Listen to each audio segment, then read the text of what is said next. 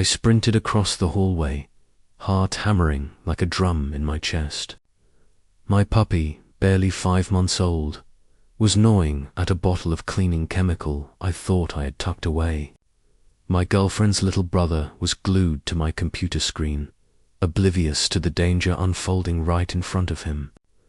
Every second felt like an eternity, and I realized, in that moment, nothing would ever be the same. I never thought a little puppy could hold so much power over my life, over the fragile balance between my girlfriend, her family, and me. But there she was, a tiny furball of chaos and innocence, bouncing around our shared apartment like she owned the place. Her name was Daisy, a name that made her seem delicate, harmless, too delicate to be a ticking time bomb in my life. Living in my girlfriend's parents' house as college students wasn't exactly the dream, but it had its perks. Rent-free meals sometimes provided, and a sense of security that most students would kill for. Yet, with freedom came invisible rules. Every movement was watched, every decision scrutinized. And apparently, owning a dog added a whole new level of scrutiny I hadn't anticipated. Daisy had entered our lives 4 months ago, a gift from her father, my girlfriend's father. He promised to help us with her care when we couldn't physically manage. It seemed simple, almost too generous. We accepted gratefully, never considering that this generosity came with strings attached, unspoken expectations, and a fragile web of responsibility that could snap at any moment. The house itself was a labyrinth of rules, whispered tensions, and the constant hum of activity. Her younger brother, Ethan, was 13, bright, mischievous, glued to screens, and utterly unpredictable. His world was one of games and rebellion against minor parental rules. He was never allowed in our room, except when we were gone or absent-mindedly consenting. That day, I had given permission. I thought it was harmless. He just wanted to play on my computer, and that's how the calm turned deadly. I remember the sun slanting through the blinds in the late afternoon, the smell of coffee lingering in the kitchen, and the way Daisy's tiny paws pattered against the hardwood floor like little metronomes counting down to disaster. I left for work that day, my shift stretching from 4 to 11 p.m., thinking everything would be fine. My girlfriend had her fire safety training during dinner. The plan was simple. Her father and mother would handle Daisy if needed. But plans, as I was about to learn, have a way of unraveling faster than you expect. Ethan was in our room, sitting cross-legged in front of my computer, completely absorbed. Daisy was bouncing between his legs and the pile of laundry I hadn't had the energy to fold that morning. I reminded myself to show him how to feed her. It seemed straightforward. Pour the food into her dish, fill the water bowl, maybe give a gentle pat on the head. Yet, as I watched him, I realized that instructions don't always guarantee understanding. Thanks. Man, I said, trying to keep it light. I know it's not your dog, but I appreciate you helping. Ethan grinned, barely looking up, nodding as if my gratitude was a small side quest in his world of games. I should have noticed the gleam in his eyes, the combination of curiosity, distraction, and that dangerous adolescent overconfidence. By the time I left, everything seemed calm. To calm, the truth is, I loved Daisy. I loved her tiny, clumsy antics, her playful barks, the way she fell asleep on my chest like she owned a part of my soul. And that love made me cautious, protective, sometimes obsessively so. I knew the risks. I knew what could happen if she was left alone with someone not paying attention. But I didn't expect that today, of all days, would test that fear in the most brutal way. I walked out of the door, slipping on my jacket, my keys jangling. Behind me, laughter from Ethan, the sound of Daisy chewing on a toy, everything normal. Yet, in those normal moments, disaster was already gathering in the shadows, invisible, patient, ready to strike when no one was looking. As I walked down the street toward the bus stop, my mind kept drifting back to the room I had just left. The soft scuttling of Daisy's paws on hardwood, the low hum of the computer, Ethan's laughter, it all seemed harmless. Too harmless. I knew better than to trust appearances, but part of me clung to the illusion of calm. Maybe that was the mistake. Ethan had always been a wild card. Smart, sure, but in the way that made him dangerous in small doses. He could outplay anyone in a video game, solve puzzles faster than I could blink, but when it came to responsibility, especially for something fragile like a 5-month-old puppy, he was reckless in the most innocent way possible. He didn't understand boundaries yet, nor did he realize that Daisy's tiny teeth could get into things that would ruin more than just his afternoon back in the room. The scattered clothes formed little mountains across the floor. My computer desk, usually neat, had become an altar to teenage obsession controllers, cables, snacks, and soda cans sprawled in chaotic harmony. And there, at the center of the storm, Daisy pranced, tail high, sniffing every corner, investigating every shadow. I should have reminded Ethan to secure the bottles and chemicals I had carefully stored. I hadn't, a simple oversight, and yet the ripple it would create was about to crash over us like a tidal wave. I thought about my girlfriend, sitting in her fire safety class, probably thinking everything at home was under control. She always trusted me to manage the details, and I trusted her to handle her responsibilities. But this wasn't just a routine day. The combination of her absence, my work, and Ethan's unsupervised curiosity was a recipe for disaster. And somehow, I felt a sinking certainty that Daisy would be caught in the middle. I remembered the first days we had Daisy, the soft whimpers, the way she trembled in the cage, the first time she chewed on my shoes and looked up at me with those guilty eyes. Every mishap back then had been a lesson in patience, a reminder that caring for life was more demanding than any college class I had ever taken. But nothing had prepared me for today, when the stakes were higher, and the consequences were immediate and terrifying. Meanwhile, in the room, Daisy found something new to explore, a small bag left carelessly on the floor next to my girlfriend's bed. Inside, among the usual clutter, was a bottle I had meant to store higher, away from tiny teeth. The label glared back at her, white letters screaming danger bleach. My stomach twisted.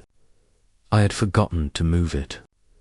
It was a split-second decision on Ethan's part to leave the puppy alone with the bag, and now everything depended on his attention, or lack thereof. Ethan's fingers were busy tapping keys, his eyes locked on the screen, completely unaware of the silent danger just a few feet away. I pictured the scene, vivid and horrifying. Daisy sniffing, pawing, tipping the bag over, and the bottle rolling like a landmine toward her tiny muzzle. My heart thumped in my chest, imagining her tentative bite, the chemical taste, the panic in her eyes. And yet, Ethan was oblivious. He laughed at something on the monitor, reached for a snack, and leaned back in his chair. Daisy's world was exploding around her, and she had no one to guide her, no one to intervene until it was too late. I thought of the parents. My girlfriend's dad had promised to help. He'd said, "We'll handle it if you two can't." But promises in that house were like fragile glass, easily broken, and often left dangling above moments of chaos. What would happen when they found out? Would they blame Ethan? Me? My girlfriend? Or would Daisy be punished in some irreparable way, sent away to strangers who wouldn't understand the love and care we had poured into her? Every step I took toward work felt heavier. My mind was a theater of potential disasters, each more vivid than the last. I imagined rushing home, the smell of bleach in the air, the fear in Daisy's eyes, and Ethan frozen in panic. My chest tightened. I couldn't help it. Every second of delay multiplied the danger. By the time I reached the bus stop, I was almost shaking, gripping my bag strap like it could anchor me in the chaos I had just left behind. I realized then that today wasn't just another day in college life. Today was a test of my attention, my judgment, and my ability to protect something that depended entirely on me. And somewhere, in that room upstairs, Daisy continued her exploration, blissfully ignorant of the perils surrounding her. By the time I clocked in at work, my mind hadn't left the apartment. Every ping from my phone felt like a potential alarm bell. I imagined Ethan laughing at some video, Daisy sniffing a new corner, and that bottle bleach rolling closer with each passing second. I couldn't focus on my tasks, couldn't immerse myself in the mundane rhythm of cash registers and customer chatter. The world around me blurred. My co-workers talked, joked, scanned items, but I heard none of it. My mind played over and over the same scene. Daisy, small and innocent, oblivious to danger, and Ethan, distracted, unaware that his curiosity and lack of attention could have consequences no one could undo. I pulled out my phone, texting my girlfriend. Check on Daisy. Make sure Ethan isn't leaving her alone with anything dangerous. I waited, the seconds stretching, heart hammering. Her reply finally came. I'm still at training. Dad said he'd watch her. Don't worry, don't worry. Those two words didn't comfort me. They were a flimsy shield against the storm I could already feel brewing. I knew better than anyone that promises, especially in her household, were fragile. Meanwhile, back in the room, the quiet menace was growing. Daisy paused at the edge of the laundry pile, sniffed the floor, and her tiny nose caught the scent of something new, something dangerous. The bag shifted slightly as her paw nudged it. She tilted her head, curiosity gleaming in her wide eyes. The bottle inside rolled a fraction further, catching the light in a way that made it almost hypnotic. Ethan, still immersed in the glow of the screen, didn't notice the subtle movements of the room. A laugh escaped his lips, and he reached for a soda can, stretching his arm carelessly. That motion nudged Daisy toward the bag. My chest tightened, even imagining it. I pictured myself running back into the room, heart racing, screaming for Ethan to pay attention. I imagined Daisy snapping the bottle with her tiny teeth, the acrid smell of chemicals filling the air, panic in her little eyes, and my own heart breaking in real dash time. Then it happened, or, at least in my mind, it almost did. A paw slipped under the bag, tipping the bottle further. I imagined Ethan finally glancing down, realizing too late what was happening, his eyes wide with horror. Daisy yelped, tiny and sharp, the sound piercing even through the mental fog I carried with me at work. I could see the chaos clearly, a bottle on the floor, Daisy sniffing and pouring, Ethan frozen, not knowing what to do. My mind ran through every possible solution at once, grabbing her, shielding her, calling poison control, screaming at Ethan. The flood of options was paralyzing, By then, the hours had begun to crawl. Every minute I spent away felt like a betrayal to her. I hated that I had to work, hated that my girlfriend had training, hated that Ethan's attention span was measured in nanoseconds. Yet I couldn't leave. I couldn't stop the world, but I could imagine every catastrophe as if it were already happening. I thought about her father's promise again. "We'll handle it." Those words, so casual, so certain, now felt empty. They hadn't accounted for a small, curious, unstoppable puppy and a distracted 13-year-old in a room alone. I clenched my fists, imagining the bottle tipping. The smell, the panic, the fear, the regret. It was a lesson I had learned before, but now the stakes were real. Daisy wasn't just chewing a shoe or making a mess. She could be poisoned. And if that happened, nothing would ever be the same. And still, I was powerless. Every text, every imagined scenario, every frantic mental rehearsal didn't stop what could happen in the next few minutes. I was suspended in a space between dread and hope, knowing that one small distraction, one small lapse, could ripple into a disaster that I might never forgive myself for. The worst part, I knew this was just the beginning. Back at the apartment, everything was deceptively quiet.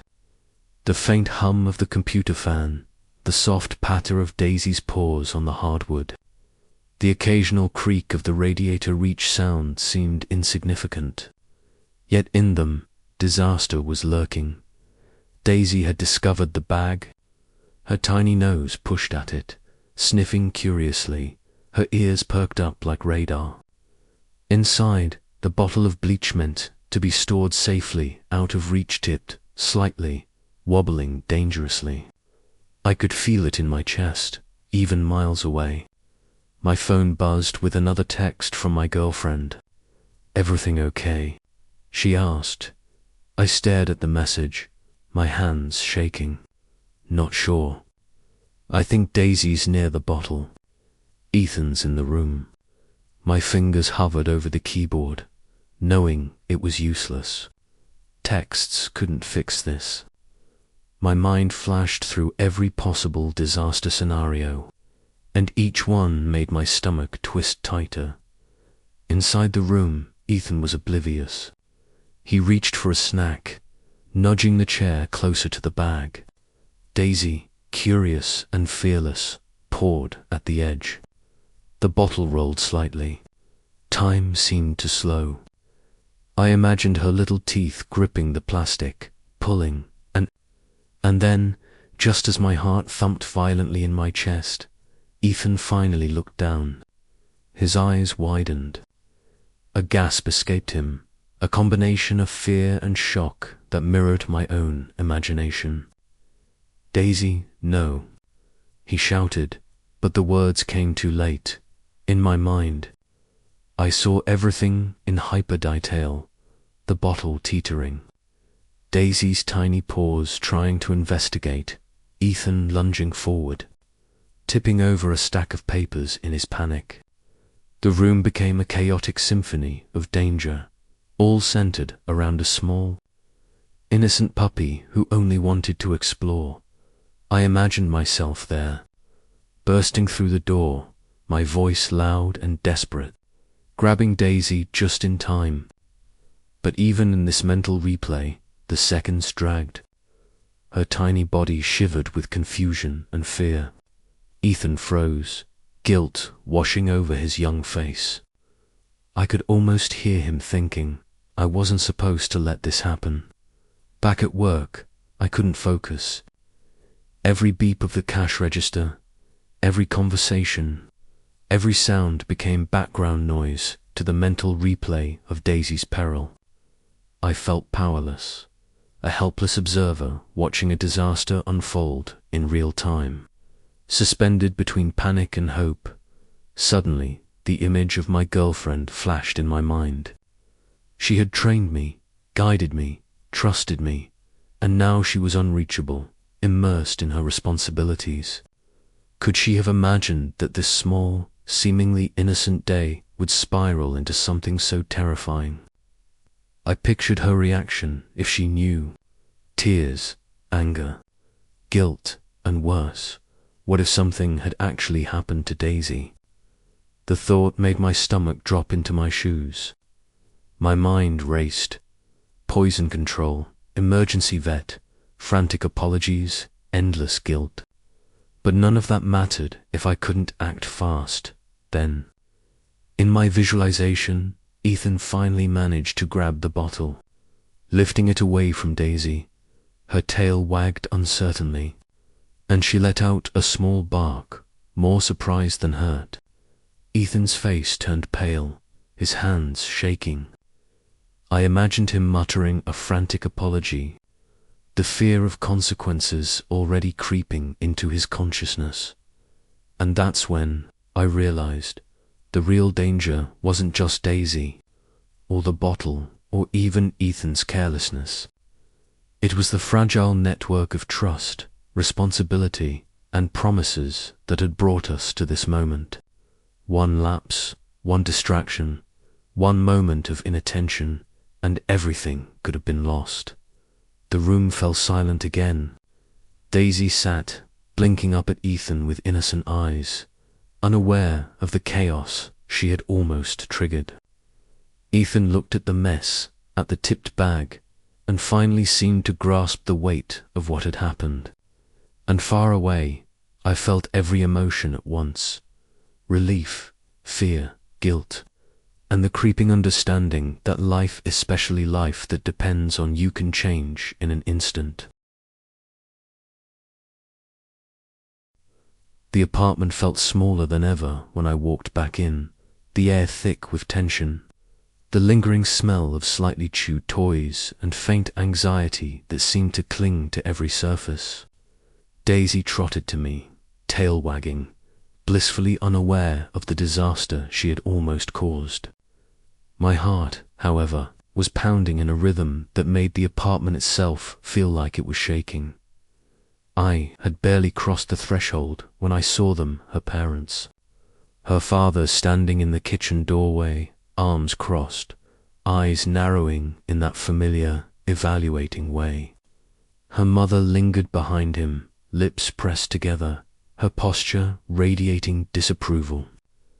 Neither said a word at first, letting the silence stretch like a taut wire ready to snap.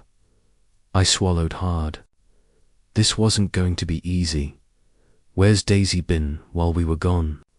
her father asked finally, voice low but sharp, carrying the weight of someone who had seen too many things go wrong and had little patience left.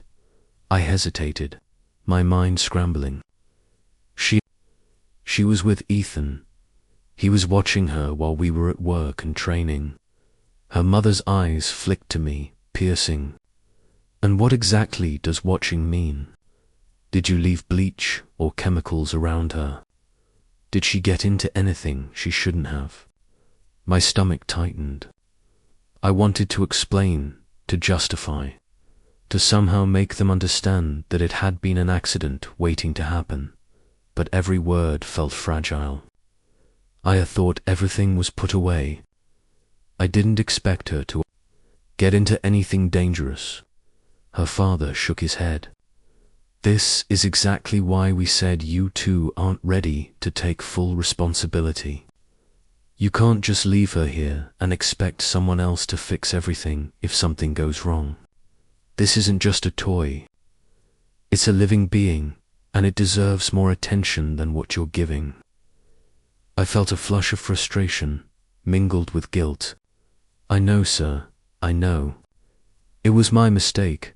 But Ethan, he was supposed to watch her. He asked me how to feed her, and I told him. I didn't expect him to leave her near. You know." Her mother stepped forward, voice firm. "You didn't expect? That's not good enough. She could have been seriously hurt. Do you understand that?" I nodded, words catching in my throat. I could feel Daisy brushing against my leg, as if sensing my anxiety, her small body radiating trust and dependence. The thought that she could have been harmed, that I could have failed her, was unbearable. Then Ethan appeared, sheepishly, standing at the edge of the doorway behind me. I didn't mean," his voice faltered. Her father's gaze snapped to him. "You didn't mean? That's your excuse. You're 13. You were told to watch her. And what happened?" Ethan shuffled his feet, looking anywhere but at us. I got distracted. Distracted. Her mother's voice rose. "This is a living creature. You can't just be distracted." The room seemed to shrink further, every object pressing closer, every sound amplified. Daisy whimpered softly, sensing the tension, and I felt my own chest tighten. My heart hammered as I realized how fragile our situation had become, not just Daisy's safety, but our standing in this household, our trust with her parents, and even my relationship with my girlfriend.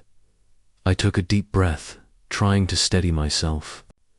I know it was my responsibility to. I should have made sure everything was completely safe before I left.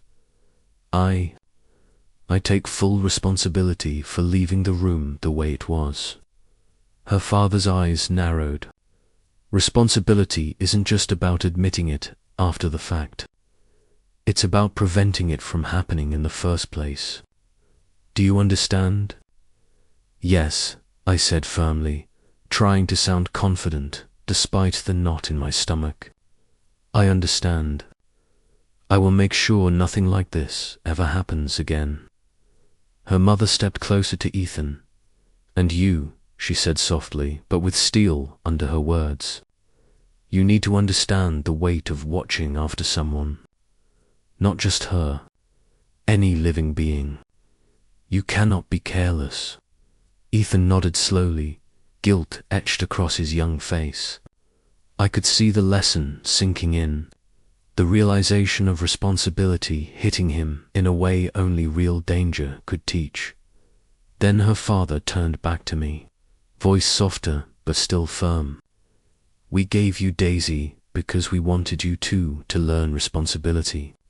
But this," he gestured toward the scattered toys and the slightly tipped bag of chemicals, "this could have ended badly. Next time, if we're not here and something happens, there will be consequences." I swallowed, knowing exactly what he meant. Losing Daisy was a possibility. Even the thought made my chest tighten. Daisy nuzzled my hand, tail wagging, and I felt a surge of protective instinct. "I won't let that happen again," I said, more to myself than to them. "I promise." Her mother's gaze softened slightly. "We hope so. We want to trust you. But trust isn't given lightly, it's earned." I nodded, determination hardening inside me. "I understand. I'll earn it." And in that moment, I realized that responsibility wasn't just about feeding her or keeping her safe from chemicals. It was about vigilance, attention, foresight, an understanding that the smallest distraction could have life-changing consequences. Daisy wasn't just a puppy. She was a test, a mirror of my ability to care, to protect, and to grow. The apartment felt heavier than ever, the air thick with unspoken words. Daisy, oblivious to the storm brewing around her, lay curled up at my feet. Her tiny chest rose and fell in peaceful rhythm, a stark contrast to the chaos that had just erupted. But I couldn't relax, not yet.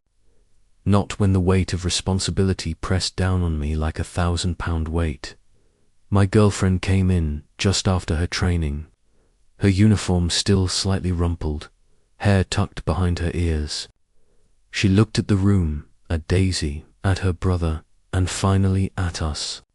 The look in her eyes, a mix of worry, anger, and disappointment, made me flinch. "I knew something was off," she said softly, her voice tight. "I could feel it all day. Did he leave her alone with anything dangerous? Her eyes darted to Ethan, who shrank under the scrutiny, muttering a quiet "I." "I didn't mean to. You didn't mean to," she repeated, her voice sharper now. "Do you know what could have happened?" I could feel the tension mounting like a storm cloud ready to burst. "No one got hurt," I said quickly, trying to calm everyone, but my words sounded hollow even to me. We caught it just in time. Daisy's fine." Her mother shook her head, lips tight, eyes hard. "Fine? You think it's just fine? She could have been poisoned. Do you understand how serious that was?" "I understand," I said, the words almost choking me. "I take full responsibility. I'll make sure nothing like this ever happens again." Her father stepped forward, arms crossed, eyes blazing with the authority that only a parent can wield. "Words are not enough. Actions matter. You're both adults here, living under our roof. That comes with responsibilities you apparently don't fully grasp yet." I felt a flush of anger, quickly tempered by guilt. "I do grasp it," I said firmly, though my voice wavered. "I love her. I care about Daisy, and I'm not going to let anything happen to her." Her mother's gaze softened slightly, but only for a second. "Love isn't enough," she said. "Responsibility is about foresight, about making sure nothing dangerous is within reach, about being vigilant even when you think no one is watching."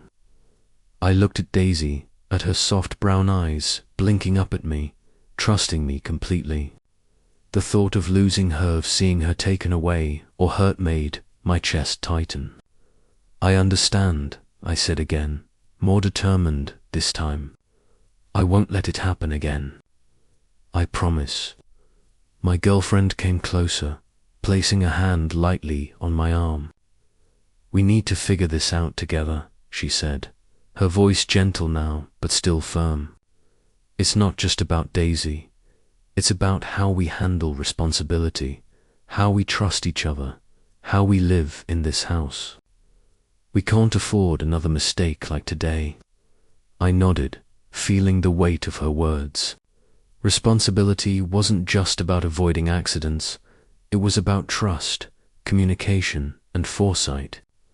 I had to be better, not just for Daisy, but for her, for Ethan, and for all of us living under the same roof. Her father let out a slow sigh. "We're not trying to punish you. We're trying to teach you. But understand this, if something like this happens again, there will be consequences. Daisy is a living being. Her safety isn't negotiable." I swallowed hard, feeling the gravity of the moment. "I understand. I promise I'll do better. I won't let anything happen to her." Her mother nodded slightly. "We hope so, because love isn't enough. Care isn't enough. Attention, vigilance, foresight, these are what matter. And you need to learn that now." Ethan looked down at the floor, guilt washing over him. I'll pay more attention next time," he mumbled. "I didn't mean. I just got distracted." "You must mean it," her father said firmly, "because one more distraction could have ended badly. Understand?" Ethan nodded, small and solemn, finally grasping the weight of responsibility he had been given. I felt a wave of relief mixed with lingering anxiety. Daisy was safe, for now, but the lesson was clear.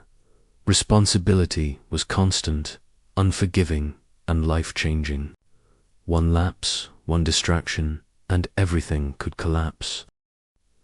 The room felt charged, like static electricity before a storm. Daisy curled at my feet, tail flicking nervously. She could sense the tension, could feel that something had shifted, though she didn't understand what.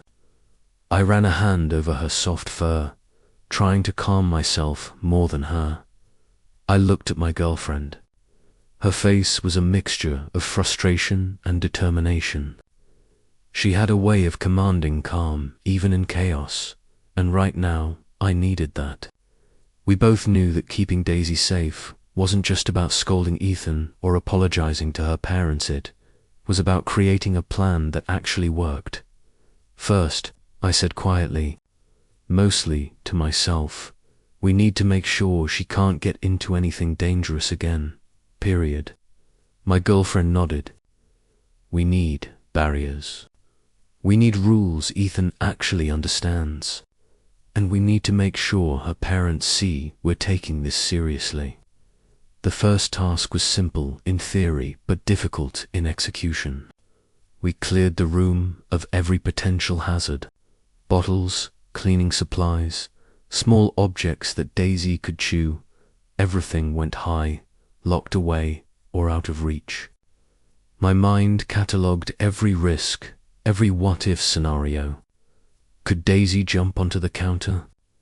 Could she reach the trash? Each possibility made my chest tighten.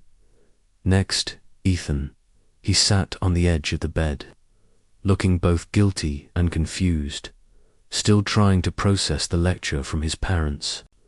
I crouched down to his level, softening my tone. Ethan, this isn't about blame. It's about responsibility. You're in charge when she's with you. That means paying attention. That means thinking ahead. He nodded, small and hesitant. I get it, he whispered. I'll try harder. I won't let her get into trouble again. Good, my girlfriend said. And we'll help you. We're not leaving you to figure it out alone, but you have to do your part. We created a checklist: feeding times, water refill, safe zones, no-go zones, and rules about where Daisy could roam. Each task was concrete, measurable. Each rule reinforced with explanation, not just orders. I wanted Ethan to understand, not just obey. Then came the hardest part, convincing her parents that we were taking it seriously. I knew that no amount of plans or checklists could erase what had just happened, but we had to try. Her father crossed his arms, watching me as I explained the steps we had taken. And what about unsupervised time? He asked. You need to understand that Daisy can't be left alone with anyone under any circumstances. This isn't negotiable. I understand, I said firmly. We've created a system to ensure she's never left in a risky situation. We've organized the room, moved all hazards, and created clear rules for Ethan. We'll follow through on this every single day. Her mother's eyes softened slightly. Actions speak louder than words, she said. We'll be watching, and Daisy's safety is not optional. If we see her at risk again, there will be consequences. I nodded, determination hardening inside me. We get it. We're doing everything we can to keep her safe. I promise. The relief was subtle but real. Daisy wagged her tail, seemingly sensing that the tension had eased slightly. I held her close, feeling a renewed sense of responsibility, but even with the plan in place, a knot of anxiety lingered. One misstep could undo all of it. One lapse, one distraction, and the chaos could start again. I realized that taking control wasn't a one-time act, it was a constant vigilance, a daily commitment.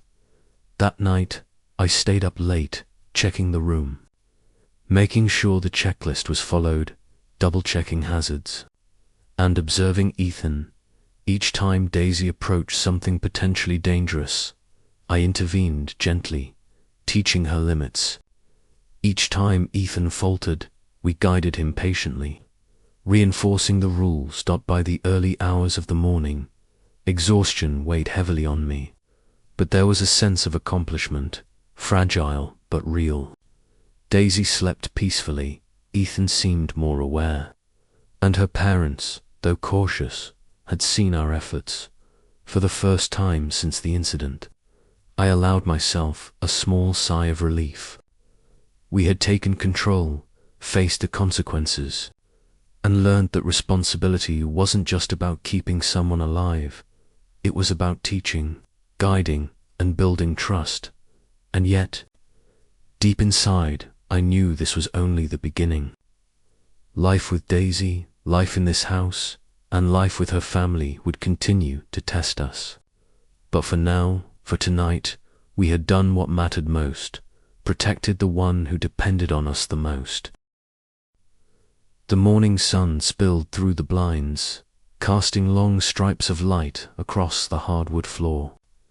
Daisy stretched, yawned, and trotted over to me, tail wagging as if she knew everything was okay. But the weight of yesterday's events still pressed on me, like a shadow that wouldn't lift. Her parents were in the kitchen, quietly discussing something. I could feel their eyes on me as I walked in, but this time there was no anger. There was a sense of cautious evaluation, a recognition that we had faced the consequences and tried to take control.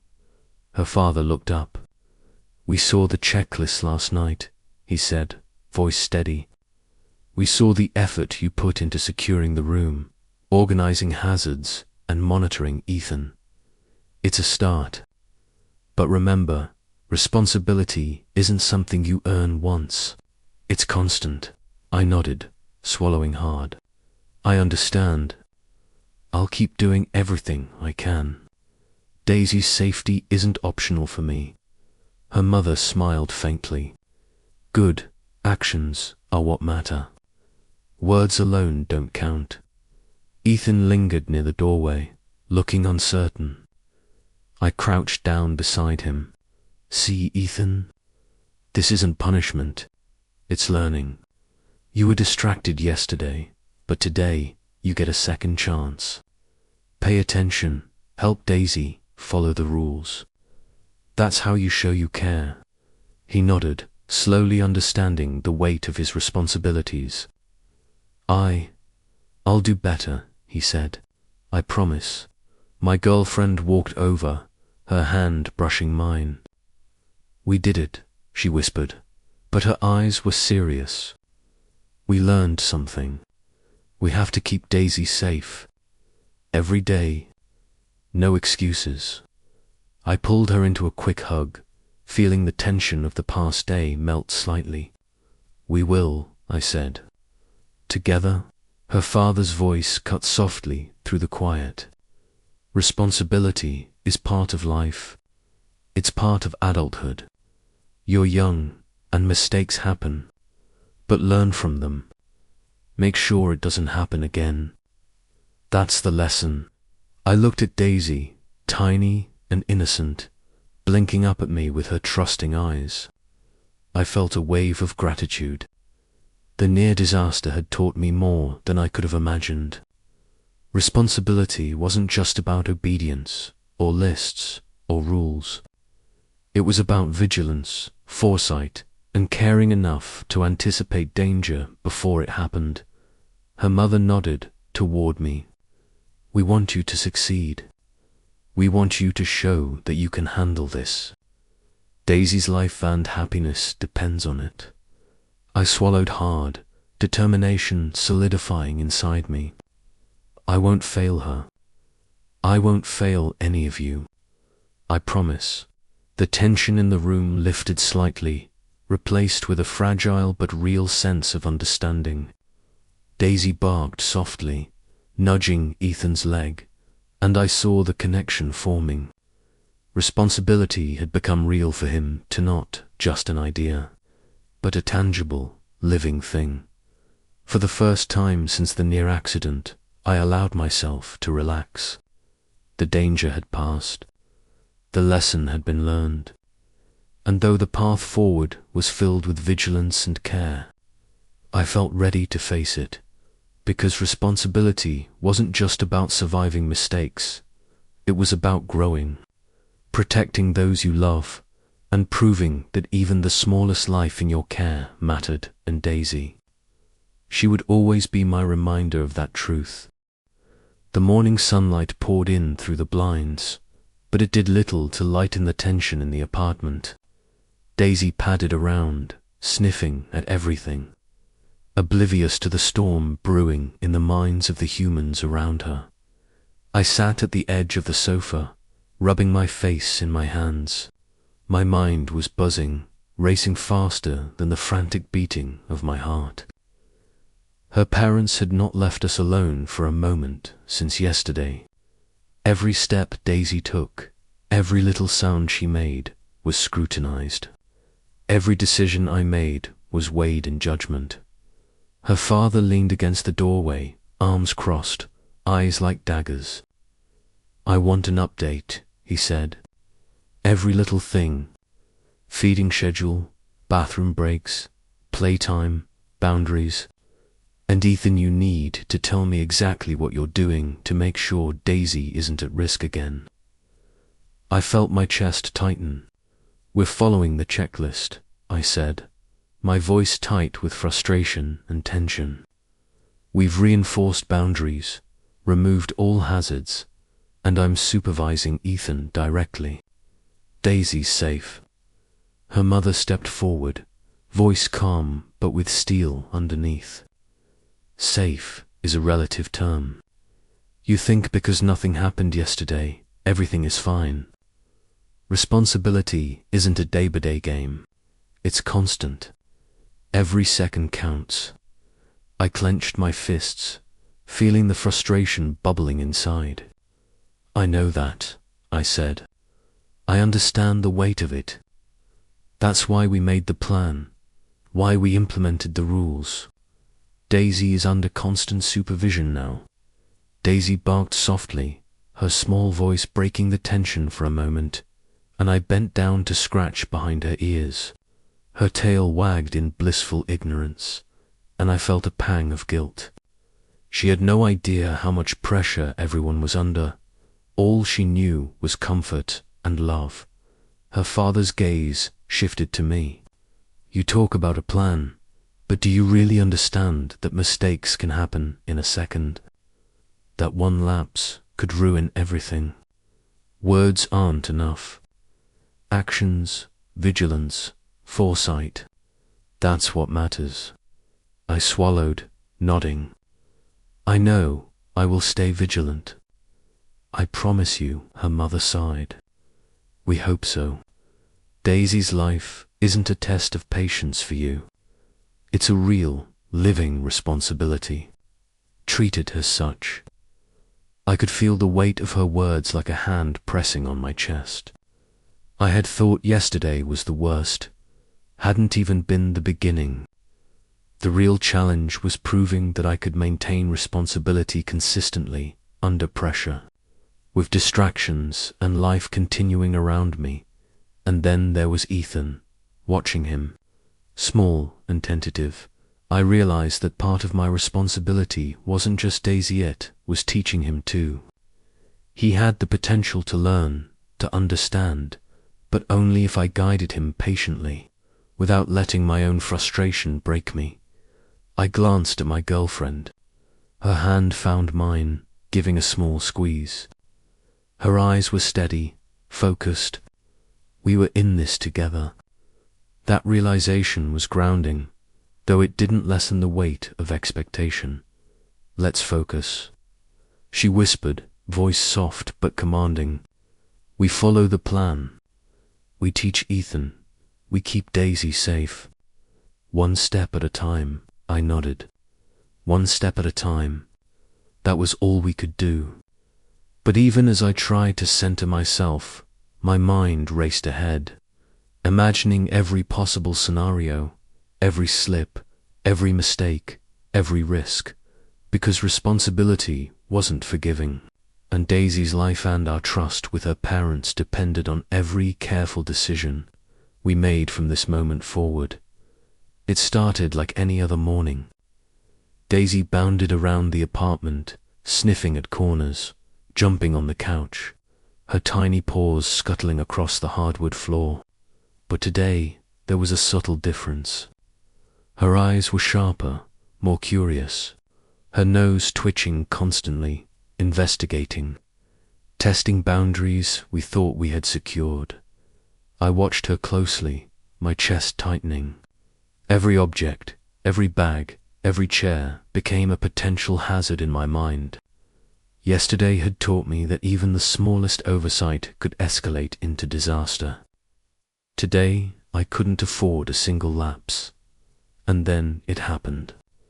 Daisy spotted a new temptation, a small paper bag left accidentally on the counter after my girlfriend had brought groceries in. The bag contained snacks and small packages, none of them dangerous in the conventional sense.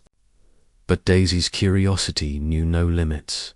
She leaped, stretching her tiny body toward the counter, and almost toppled the bag. Her little teeth grasped at the corner, pulling. My heart lurched. "Daisy, no," I shouted, rushing forward, but my words came too late. The bag tumbled to the floor, spilling its contents. Daisy barked excitedly, pawing at the new pile of snacks. Ethan froze, wide-eyed, unsure what to do. I didn't. She's I. His voice trailed off, panic creeping in. My girlfriend was faster. She stepped between Daisy and the snacks, scooping her up and holding her close. "It's okay," she said, her voice firm but calm. "We've got this. Don't panic." I bent down, grabbing the spilled items, putting anything potentially harmful out of reach. The adrenaline coursed through my veins, my pulse hammering in my ears. Even though Daisy was unharmed, the lesson was clear. Vigilance had to be constant. We turned to Ethan. "Listen," I said, crouching to his level. "You can't just watch and hope nothing happens. You have to anticipate. You have to think ahead. Do you understand?" He nodded slowly. "I think so," he said. "I'll pay attention. I'll keep her away from things." "Good," my girlfriend said. "Because we're a team. If one of us slips, someone gets hurt. That's the reality." We spent the next hour reorganizing the kitchen and living room, creating additional barriers and safe zones. Daisy's behavior forced us to refine our plan constantly. Every object she could reach, every little temptation, had to be accounted for. It was exhausting, but necessary. During a brief moment of calm, I watched her curl up at my feet again.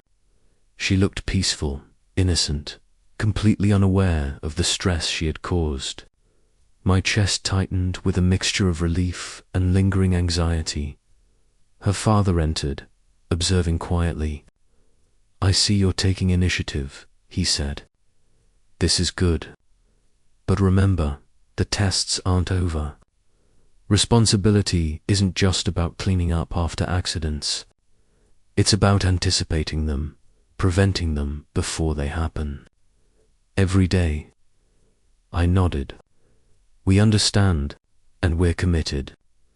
"Daisy's safety is our priority," her mother chimed in, her voice gentle but firm. "Actions matter more than words. Keep showing that you can handle this. Every day counts. Your commitment will be judged by consistency, not by apologies." I felt the weight of their words settle on me, but I also felt a sense of purpose. This was more than just taking care of a puppy. It was learning vigilance, foresight, and collaboration. I glanced at my girlfriend. She gave me a small nod, a silent acknowledgement that we were in this together. Ethan, still anxious but more attentive now, followed our cues. He guided Daisy away from potential hazards, watched her every move, and listened carefully to instructions. Slowly, he was learning what responsibility really meant. By the end of the day, exhaustion weighed heavily on all of us, but there was progress. Daisy had navigated the day without serious incident. Ethan had improved his attentiveness, and we had reinforced the lesson that vigilance, foresight, and teamwork were essential. As I watched Daisy settle into her bed, I realized something profound. Every challenge, every near accident wasn't just a test of patience or obedience. It was a lesson in life, teaching me, my girlfriend, and even Ethan how to anticipate danger, act with care, and protect those who depended on us. And in that moment, I knew one thing for certain: this responsibility, as heavy and exhausting as it was, had transformed us. By late afternoon, the apartment felt like a pressure cooker. Daisy had calmed slightly, but my nerves were raw. Every creak of the floorboards, every squeak of a toy, every shuffle of Ethan's sneakers set my heart racing. The stakes had never felt higher. Her parents had returned from running errands, and their presence immediately raised the tension. Her father leaned against the doorway, eyes scanning the room like a hawk. Her mother hovered near the kitchen, arms crossed, lips pressed tightly together. Their silence was louder than any words. They were waiting, watching, evaluating. I clenched my fists, feeling a mix of frustration, guilt, and resolve. "I've got this," I muttered under my breath, more to steady myself than anyone else. "Let's see how well you manage this." Her father said, voice calm but edged with steel, "We'll be observing. One mistake, and we'll reconsider everything we've allowed." Daisy, sensing the tension, trotted over to me, her small body brushing against my leg. I knelt down, stroking her fur, taking a moment to center myself. Responsibility wasn't just about keeping her safe, was about proving I could handle the pressure of constant vigilance. Guidance for Ethan, and the scrutiny of adults who had seen too many mistakes. Ethan flinched slightly as her father's gaze shifted to him. "You know the rules," he said sharply. "No distractions, no wandering. If Daisy gets into trouble on your watch, the consequences are yours to bear." I could see Ethan's anxiety spike. I crouched beside him. "It's okay," I whispered. "You've got this. Just focus, follow the plan, and don't panic. We're right here with you." Her mother nodded approvingly at my guidance, but the pressure didn't ease. Every movement felt magnified. Daisy sniffed at a chair leg, and I immediately corrected her, gently guiding her away. One wrong step, one moment of distraction, and the room could explode into chaos. And then it happened, a subtle but critical test. Daisy, curious as ever, jumped onto the edge of the couch, reaching for a small object left carelessly on the coffee table. My heart leaped into my throat. "No," I shouted, rushing over. My voice was sharp, commanding but controlled. Ethan froze. I grabbed Daisy just in time, lifting her to safety. My chest heaved, adrenaline surging. But the lesson was clear. Anticipation mattered more than reaction. Her father's eyes narrowed. "See, that's what I'm talking about. You didn't anticipate, you only reacted. Responsibility is about preventing this before it happens. Do you understand?" I nodded, swallowing the lump in my throat. "Yes, we understand. We will anticipate. We will prevent, not just react." Her mother added, her voice calm but firm. "Every second counts. One lapse, even a brief one, can change everything. Keep that in mind." The tension lingered, but slowly I could feel a shift. Daisy nestled against my leg. Ethan's eyes were focused and alert, and my girlfriend gave me a small, steadying nod. Together, We had met the test not perfectly, but effectively. We spent the next hour reinforcing our environment, checking every corner, every potential hazard. Each time Daisy approached something, we guided her gently. Each time Ethan faltered, we coached him calmly but firmly. I realized that responsibility wasn't a single act, it was a continuous chain of awareness, intervention, and care. Finally, her father spoke again, a note of acknowledgement in his voice. "Better," he said. "But remember, this isn't just about today. This is about consistency, every day. If you maintain this level of vigilance, you'll earn our trust. If not," his eyes sharpened, "there will be consequences." I nodded, determination coiling in my chest. "We understand.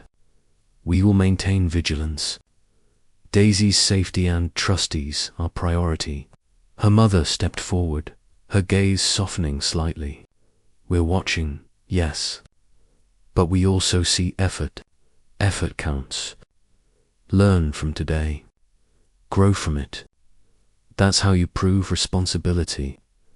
As I looked at Daisy, curled up quietly now, and Ethan, more alert and focused, I felt a fragile sense of accomplishment.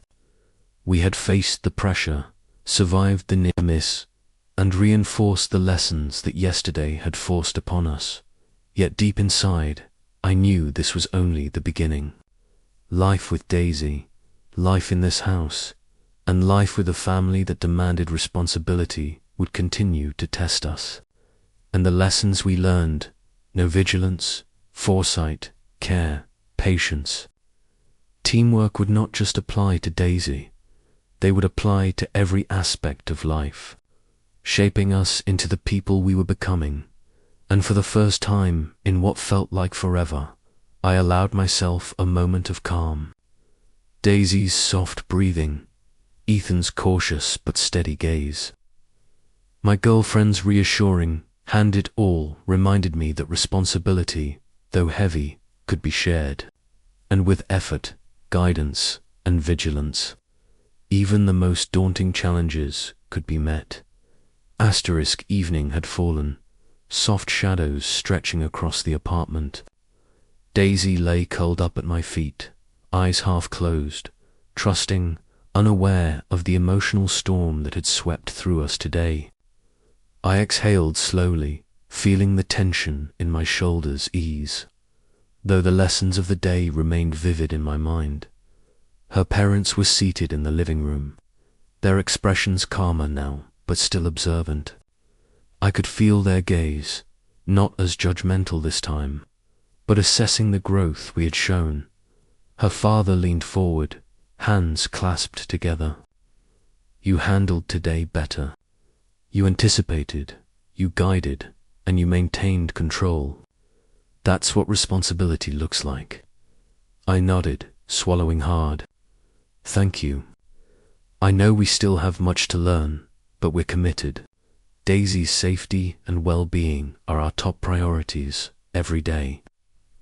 Her mother's lips curled into a small, approving smile. "Effort matters, consistency matters, and care matters. Today, you demonstrated all three. Keep this up, and trust will continue to grow." I glanced at Ethan, who had been quietly observing the adults. He had followed our guidance, stayed alert, and had even corrected Daisy before a small mishap could occur. I felt a swell of pride in him. Responsibility was beginning to resonate with him, not as a punishment, but as a lesson. "You did well today," I whispered to him, crouching beside him. "See, you can handle it. You're learning responsibility, and Daisy is safer because of you." Ethan's eyes brightened, and he nodded slowly. I understand better now. I'll keep trying." My girlfriend joined us, placing her hand on mine. "We did this together," she said. "All of us. That's how it works. Responsibility isn't a solo effort. It's shared." I smiled faintly, feeling a sense of accomplishment. The day had been exhausting, filled with tension, near misses, and constant vigilance, but it had also been transformative. We had learned how to anticipate danger, how to act preemptively, and how to communicate effectively with one another. Her father's voice broke through my thoughts again. Remember, consistency is key. Today was good. Tomorrow must be the same, and the next day, and the day after that. That's how trust is earned. I understand, I said, voice firm. We'll maintain vigilance. We'll communicate. We'll protect Daisy and follow every rule. She's our responsibility, and we take that seriously. Her mother nodded. We believe you. Actions have proven it, even if words alone cannot. Keep showing it every day. Daisy stirred, nudging Ethan's leg gently. He smiled, reaching down to pet her. The bond between them had strengthened, a small but meaningful sign that the lessons were taking root. I looked at my girlfriend, her eyes reflecting the same sense of relief and resolve I felt. We're ready, I said softly. Whatever comes next, we face it together. She squeezed my hand. Yes, together. As the night settled in, I realized something profound. Responsibility wasn't just a burden. It was a bond, a shared duty, a continuous exercise in care, vigilance, and trust. Daisy, tiny and innocent, had become our teacher. Through her, we had learned patience, foresight, and the value of consistent, deliberate action. And in that moment, I knew that no matter the challenges that awaited us, whether from Daisy's curiosity, Ethan's inexperience, or the scrutiny of her parents, we had grown stronger, more capable, and more united. For Daisy, for each other, and for the trust that had been cautiously granted. We would continue to face each day with the vigilance and care it deserved. And in that shared commitment, we had discovered something deeper, the true meaning of responsibility, family, and love. The day started quietly, deceptively peaceful. Daisy stretched lazily in her bed, yawning and blinking sleepily at the morning sun streaming through the blinds. The apartment smelled faintly of breakfast and laundry. For a moment, I allowed myself to breathe, to believe that maybe, just maybe, today would pass without incident. But I knew better. Experience had taught me that calm was temporary. Danger lurked in small moments, in minor distractions, in innocent curiosity. Daisy had a keen nose for trouble, and her parents' scrutiny was constant. Every action I took would be watched, every slip magnified. I glanced at my girlfriend, sitting at the kitchen counter with a notebook, scribbling plans and checklists. Her brow was furrowed, eyes intense. She didn't need to say anything. I knew she was thinking about every possible risk, every contingency, every scenario where Daisy or Ethan might falter. Ethan appeared next, cautious, hesitant. "What's the plan for today?" he asked quietly, almost whispering. I knelt beside him, speaking softly but firmly. "We keep Daisy safe. We follow every rule. Watch her closely, anticipate her moves. Stay alert at all times. No distractions, no exceptions. Understood?" He nodded, gripping the edge of the counter, determination beginning to replace his anxiety. "Yes," he said. "I'll pay attention. I promise." Her parents entered shortly after, their presence like a cold draft. They said nothing at first, just observed, scanning every movement in the apartment. Their silence was heavy, loaded with expectation. I felt a twinge of anxiety tighten my chest. Today was not just another day. It was the final test of our vigilance, our responsibility, our ability to prove we could protect Daisy under constant supervision. It happened quickly. Too quickly. Daisy spotted a small plastic bag on the counter, bag containing tiny treats that had not yet been put away. Her eyes lit up, tail wagging, and in a blur of motion she leapt, snagging the bag with her tiny teeth. "Daisy, no!" I shouted, rushing to her, but my heart sank as she darted toward the living room. Bag in mouth, Ethan froze, panic evident. I can't. His voice faltered. My girlfriend moved instantly, intercepting Daisy, trying to guide her away. But the bag tore, spilling tiny treats across the floor. Daisy barked excitedly, hopping around the mess. My pulse raced, adrenaline surging. Her father's eyes narrowed. "This is exactly what I warned you about," he said, voice sharp. "One lapse, one moment of distraction, and everything goes wrong." I took a deep breath, forcing myself to stay calm.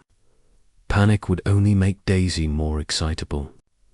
"Ethan, help me," I said, crouching to grab Daisy safely. "Guide her to the safe zone. Stay focused." Ethan moved, shaky at first, but then more decisively, nudging Daisy gently toward her bed. My girlfriend assisted, picking up the torn bag pieces and putting anything potentially harmful out of reach. Finally, Daisy settled, tail wagging but calm. The immediate danger was over. But the lesson was clear. Vigilance wasn't a one-time effort. It was a constant, ever-present responsibility. Her mother approached, arms crossed, but with a faint nod of approval. "You managed the situation. That's good. But remember, anticipation is more important than reaction. Don't wait for crises to act. Prevent them before they happen." I nodded, swallowing the tight knot of anxiety in my throat. "I understand. We'll prevent, not just react." Her father added, voice firm but fair, "Today was a test. You passed, but only just. Learn from it. Responsibility is continuous. This is not the end, it's a way of life." After the crisis, we sat together, Daisy resting between us. I felt a wave of exhaustion mixed with relief. The adrenaline had ebbed, but the lessons of the day were seared into my mind. Responsibility wasn't just about reacting to danger, it was about foresight, vigilance, communication, and teamwork. I looked at Ethan. His hands were shaking slightly, but his eyes were focused. "You did well," I said softly. "You stayed with her. You helped guide her. That's responsibility."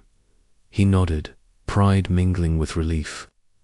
I think I understand now," he whispered. My girlfriend leaned against me, her hand brushing mine. "We did this together," she said. "All of us. That's what it means to be responsible." Her parents watched, their expressions softer now. They had seen our growth, our vigilance, and our commitment. Though their eyes still held the weight of expectation, there was recognition now. A subtle acknowledgement that we had learned the true meaning of responsibility. As night fell, I looked at Daisy sleeping peacefully at our feet. The chaos of the day, the tension, the crisis, all of it had passed. We had survived, learned, and grown. Responsibility was no longer a vague idea. It was tangible, immediate, and undeniable. Her parents approached one final time.